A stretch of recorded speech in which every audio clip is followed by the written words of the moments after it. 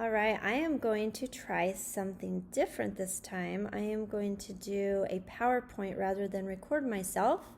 So bear with me. Probably haven't done a PowerPoint since I was in high school. And I'm not technical, but I am trying to do this because I would like to do videos going forward, maybe shorter videos, but having them in PowerPoint so that I can have different slides going forward. And so this will be my first one. But I have it titled Worship because I just want to really emphasize the importance of worship. And just especially in the times that we're in right now. And a lot of the things I posted, as some of you have seen on my Facebook or my YouTube channel, that everything that I'm posting is connected with worship one way or another. I recently just did one on the pagan origins of Halloween. And so in all the pieces, once you dig in and see these things, they all start coming together, and it helps us to grow closer to the Father because we have to know who He is and what His worship is. And so that is kind of the topic that I'm going to do going forward to tie it all together. And John 4:23 says, "But the hour is coming and is now here when the true worshipers will worship the Father in spirit and truth. For the Father is seeking such people to worship Him." And that is so very important for us to know the truth. We know there's only one truth, and we know that the truth shall set us free. So that's why it's just so important to dig into scriptures and study it for ourselves. I recommend pulling out your scriptures yourself and reading chapter Revelation 13 all the way through.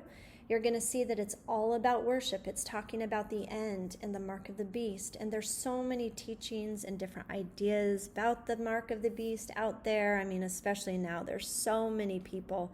It's this, it's that. When you read the scriptures, you'll see that it's all about worship. Some of those things might be connected, yes, but ultimately it's going to come down to worship. And verse 3 in that chapter says, "And I saw one of his heads as it were wounded to death, and his deadly wound was healed. And all the world wondered after the beast." So we know that it's going to be extreme if we know the whole world is wondering after the beast. And so there's going to be a lot of deception, and keep this in mind as I go forward in this presentation, that the whole world is following a system. And we know that from the beginning, Lucifer has wanted worship. He knows the Father, he knows the Son, he knows the scriptures in and out. So he is out there working through people to deceive, creating as many counterfeits as he can. And he works through people to do that. He's working through teachers, through pastors. And there might be some truth, but then he'll just sprinkle in a little bit of false. That's why I say, and don't even listen to, don't take my word for everything that I'm teaching. Take it to the scriptures yourself and search it out for yourself, because many are just going straight to their pastor or teacher and taking what they said for word and then not going to the scriptures. And we must do that because there is false. Satan has created counterfeits and his false systems of worship, because he wants the worship completely taken off Yahuwah and put onto him. And that's what he wants. Isaiah 14:12-14 says, "How art thou fallen from heaven, O Lucifer, son of the morning? How art thou cut down to the ground, which did weaken the nations? For thou hast said in thine heart, I will ascend into heaven. I will exalt my throne above the stars of Yahuwah. I will sit also upon the mount of the congregation in the sides of the north. I will ascend above the heights of the clouds. I will be like the Most High." He's very jealous, and he is out working as hard as he can to steal the worship away right now. So it's very important that we know who we're worshiping when we worship.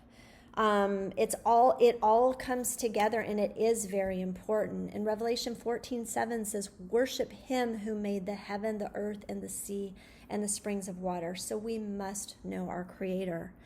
And if we don't do that, there is going to be consequences. We can look at verse 9 through 12. And another angel, a third angel, followed them, saying with a loud voice, if anyone worships the beast and its image and receives a mark in its image, and receives a mark on his forehead or in his hand, he also will drink the wine of Yahuwah's wrath, poured full strength into the cup of his anger. And he will be tormented with fire and sulfur in the presence of the holy angels and in the presence of the Lamb. And the smoke of their torment goes up forever and ever, and they have no rest day or night, these worshippers of the beast and its image, and whoever receives the mark of its name.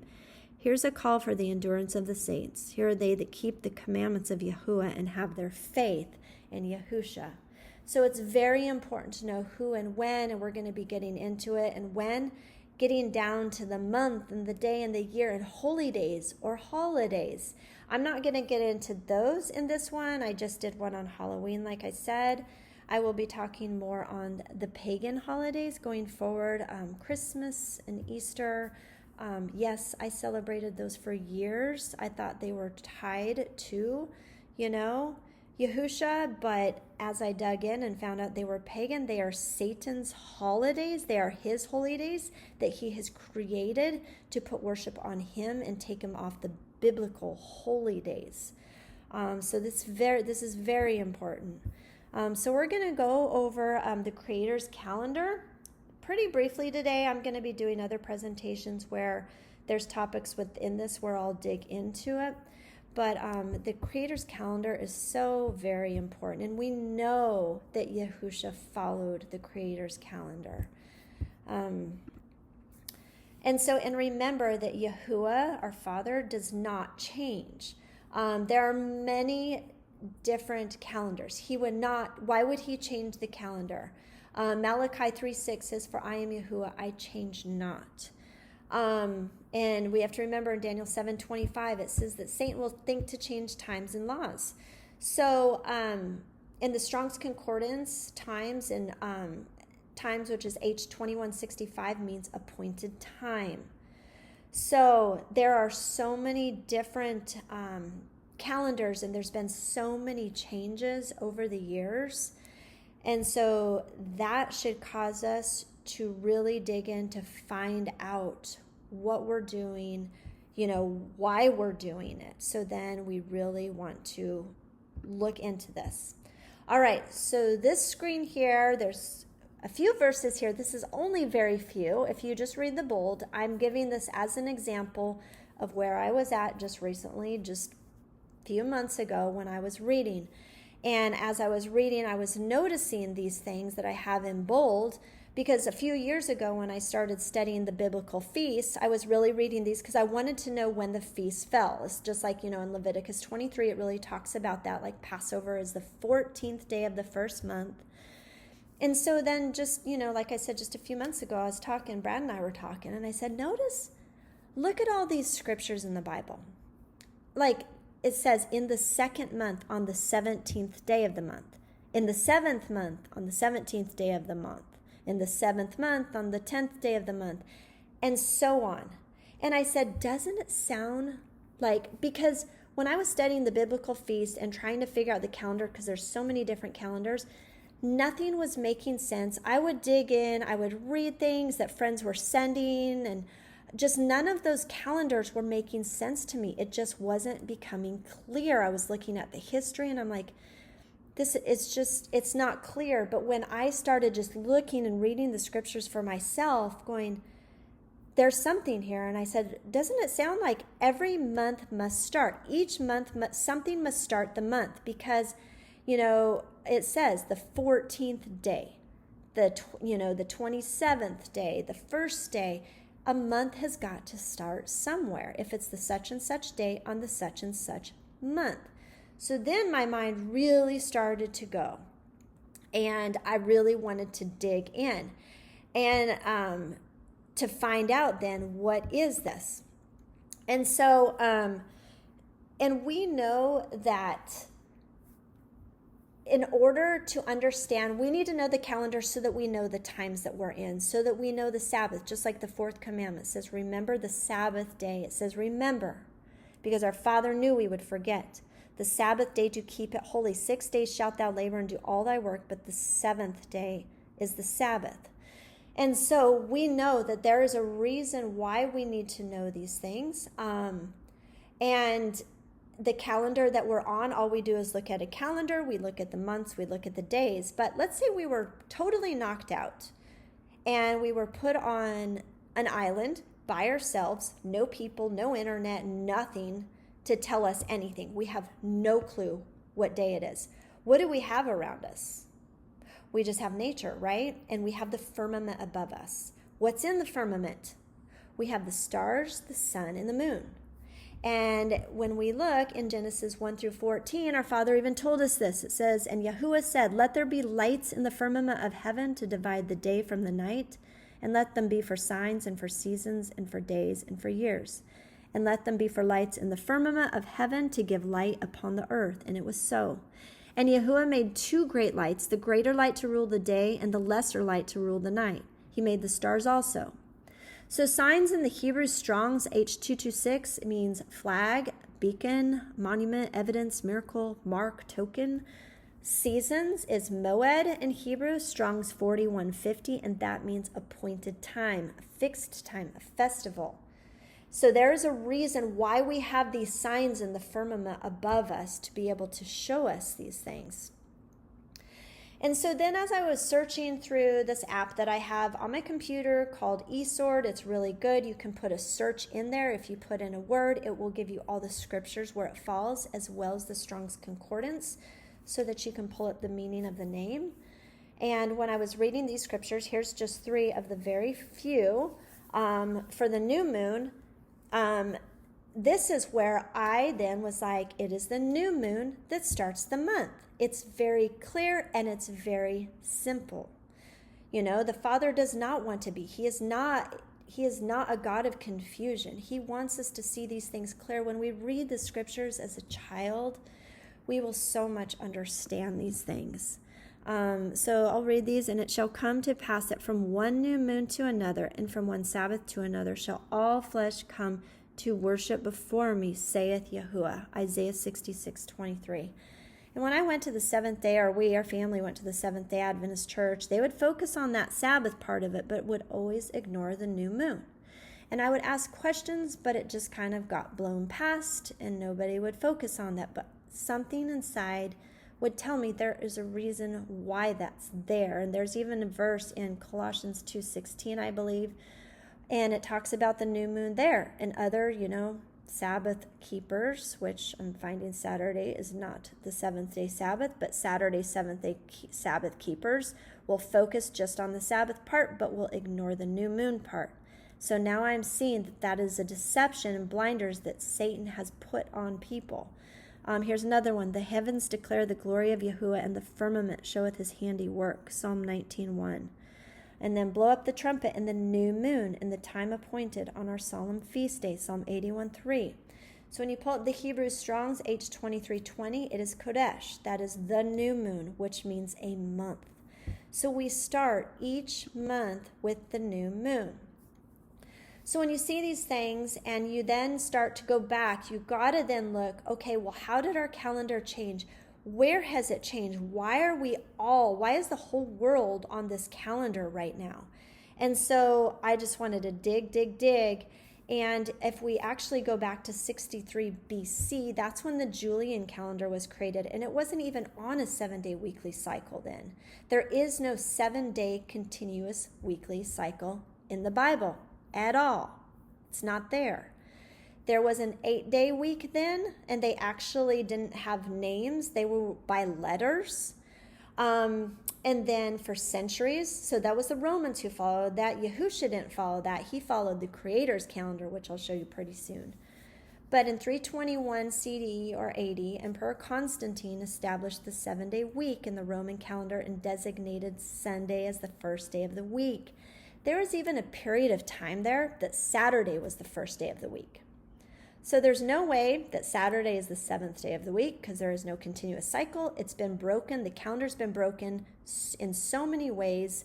And this was done at the Council of Nicaea in 321 AD, which was a big red flag for me as well because there was a lot of pagan doctrines and things that were created at the Council of Nicaea between 321 AD and 325 AD. So the calendar that we're on right now is the Gregorian calendar. And the Gregorian calendar is a solar-only calendar. It does not go by lunar at all. So this calendar that we're currently on was named after Pope Gregory the 13th. It was adopted in 1582. So that was actually the transition from the Julian calendar to the Gregorian calendar. And actually during that time in October, they took out, just to make the year work out, they took out a chunk of 11 days. They kept the continuous cycle that they created and just took out 11 days. So right there throws everything off. And so this current calendar that the whole world is on is going by pagan months and by pagan named days of the week. Sunday, Monday, Tuesday, Wednesday, Thursday, Friday, Saturday. And as you can see here, I have the names of the months. They are pagan gods. And I have no doubt that recently, not too recently, maybe about a year or so now, that I have studied, our family has studied and has learned the true creation of our Father, that we do not live on a globe. That is not big biblical. There is no vast space. There are no planets. That is part of the whole Big Bang theory. It is not biblical. And I knew that Yahuwah wanted me to learn what his creation was before I was shown this, because then it helped me to understand, wow, those are the planetary names. Those are pagan gods, which then makes Saturday is worshiping the god Saturn, which is Saturnalia, which is related to child sacrifice. This convicted me so much when I found out the history of what are we worshiping? And we're worshiping on these pagan days and months. And so when you go by the solar calendar, which is the pagan calendar that we're currently on, there's only two types of days. There's a work day and a Sabbath day. But on our Creator's calendar, which is the biblical calendar, the lunar solar calendar, there are three types of days. You have new moon days, Sabbath days, and work days. And here's really good scriptures right here that is very, very clear.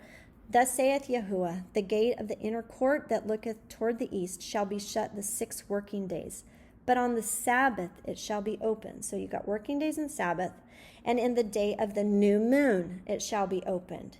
And the prince shall enter in by the way of the porch of that gate without, and shall stand by the post of the gate, and the priest shall prepare his burnt offering and his peace offerings, and he shall worship at the threshold of the gate. Then he shall go forth, but the gate shall not be shut until the evening. Likewise, the people of the land shall worship at the door of the gate before Yahuwah in the Sabbaths and in the new moons.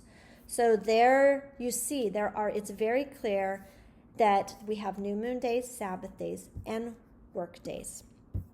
All right, so here is what the Creator's calendar looks like. And this is reading through the scriptures. It is this simple. This is what the biblical month, every month, is going to look like. And according to the scriptures throughout the Bible, the new moon day is what starts the month. So you have new moon day, which is not a Sabbath, but it's treated as though it's a Sabbath. You celebrate, you worship. The next day starts the 7-day week cycle. So you have new moon day, that's the first day of the month. The second of the month starts 1, 2, 3, 4, 5, 6 working days, and then the 7th day Sabbath falls on the 8th day of the month. So you have your 7 days. Then you got 7 days again, 7 days, 7 days. So the 7th day Sabbath always, every biblical month will fall on the 8th, the 15th, the 22nd, and the 29th. And in future videos, I will show you in the scriptures where it talks about the days of the month. You know how I said on the 14th day of the first month, the 15th, how that is very clear. So now let's look at what it looks like with the cycle of the moon. So you have your new moon day. And then the week after that, you have your 7th day, your first 7th day Sabbath. That's going to be half a moon. Your second 7th day Sabbath is going to be at the full moon. Your third 7th day Sabbath is going to be back down at the half a moon. And then the fourth Sabbath at the crescent, and then the new moon. And the cycle, then the new moon will start the next month. This is how it looks. Will be very clear if we were to put ourselves back on that island and look in the sky, we could see the moon and we could understand. And the more that we study it, the more we're going to be able to really see these phases and know when the Sabbath is and when the month is, and by the days with the sun. He put those signs there for a reason. There's going to be a point where if internet, everything, the grid totally goes down, we are going to need to know these things, and we're going to have to know by the signs that he gave us. And we wouldn't know if you believe that Saturday is the seventh-day Sabbath. There is no way that you would know if it's Saturday. So we know that Yahusha kept he kept the Creator's calendar. He kept this calendar clearly, and so it says in Matthew 5:17 through 19, the Messiah stated, "Think not that I came to destroy the law or the prophets. I am not come to destroy, but to fulfill. For verily I say unto you, till heaven and earth pass, one jot or one tittle shall in no wise pass from the law, till all be fulfilled. Whosoever therefore shall break one of the least of these commandments, and shall teach men so, he shall be called least in the kingdom of heaven. But whosoever shall do and teach them, the same shall be called great in the kingdom of heaven." And I don't know about you, but I do not want to stand before him and not stand up for him. I want him to say, "Thank you, my good and faithful servant, for reading the words that I gave you and not listening to man and doing as I said." And and we, just like Yahusha said, if you love me, you'll keep my commandments. And we do it. I do it because I love him. It's not out of works.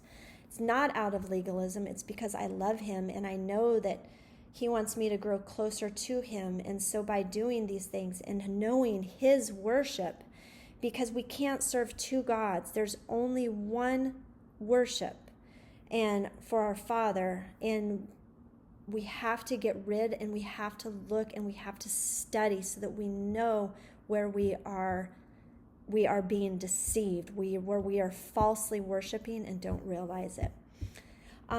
So that'll be it for today. I am going to do some upcoming. I'm going to do a topic on Saturday and Sunday, how those are both pagan days. Many think that Saturday is the seventh-day Sabbath. Many think that Sunday is the Sabbath. None of the pagan weekdays are the seventh-day Sabbath. And then another one, I'm going to talk about, when does a day begin? When I was in the Seventh-day Adventist church, they taught sundown to sundown, which is not biblical. They do that to follow what the Jews were doing, and the Jews will actually admit that they're not following the right calendar. And then also I am going to be doing one on when exactly during creation was the sun and the moon created. So I'll have a few topics coming up, and I might try to do a PowerPoint. So thank you all for listening. And again, I really recommend you to just don't take my word for this. Go to the scriptures, search it out for yourself, pray, and see what is clear to you. And when you're open and you say, "I just want the blinders removed," the Father is going to show you truths. And the more open you are and the more convicted and being obedient, he will continue to show further truths. Thank you again, and I will see you shortly.